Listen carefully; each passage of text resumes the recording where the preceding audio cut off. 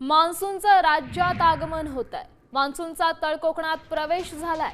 Monsoon संदर्भात हवामान विभागानं अशी माहिती दिली आहे। शेतकऱ्यांसाठी ही आनंदाची बातमी आहे। 8 जून पासून मुसळधार पावसाचा इशारा, हवामान खात्याचा मोठा अंदाज। महाराष्ट्रातील शेतकरी आणि नागरिकांसाठी अत्यंत महत्त्वाची बातमी समोर आलेली आहे। गेल्या काही दिवसांपासून सर्वजण मान्सूनची आतुरतेने वाट बघत आहे। मात्र यंदा मान्सूनची वाटचाल काहीशी मंदावल्याचे दिसून येत आहे। मित्रांनो, यंदा केरळमध्ये मान्सूनचे आगमन अपेक्षेपेक्षा उशिरा झाले आहे। अरबी समुद्रातील हवामानातील बदल आणि बंगालच्या उपसागरातील वेदर सिस्टममुळे मान्सूनच्या प्रगतीवर परिणाम झाला आहे। यामुळे महाराष्ट्रातही मान्सूनच्या आगमनाला विलंब झालेला आहे। सध्या विदर्भ, मराठवाडा आणि काही भागांमध्ये प्री मान्सून पावसाच्या हलक्या ते मध्यम सरी सुरू झालेल्या आहेत।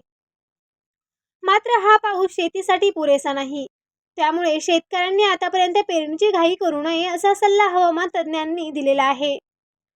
हवामान मॉडेलच्या अंदाजानुसार 7 जूनपासून मान्सून महाराष्ट्राच्या किनारपट्टीवर सक्रिय होण्यास सुरुवात होणार आहे। तर 8 जूनपासून कोकण, पश्चिम महाराष्ट्र, मराठवाडा आणि मध्य महाराष्ट्रातील अनेक जिल्ह्यांमध्ये जोरदार ते अतिजोरदार पावसाची शक्यता व्यक्त करण्यात आलेली आहे। विशेष म्हणजे 8 ते 12 जून दरम्यान अनेक भागांमध्ये पेरणीयोग्य पाऊस होण्याची शक्यता आहे।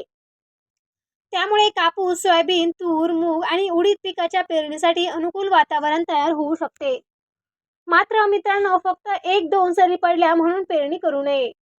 आपल्या भागामध्ये किमान 75 ते 100 मिलीमीटर पाऊस झाल्यानंतरच पेरणी करावी। अन्यथा नंतर पावसामध्ये खंड पडल्यास दुबार पेरणीचे संकट निर्माण होऊ शकते। हवामान खात्याच्या अंदाजानुसार पुढील काही दिवसात उष्णतेची लाट कमी होणार असून ढगाळ वातावरण निर्माण झालेले आहे। ढगाळ वातावरण वाढणार आहे। त्यामुळे तापमानामध्ये घट होऊन शेतकऱ्यांना मोठा दिलासा मिळण्याची शक्यता आहे। तुमच्या जिल्ह्यामध्ये पाऊस सुरू झाला आहे का? आणि तुम्ही पेरणीची तयारी केली आहे का? कमेंटमध्ये नक्की सांगा।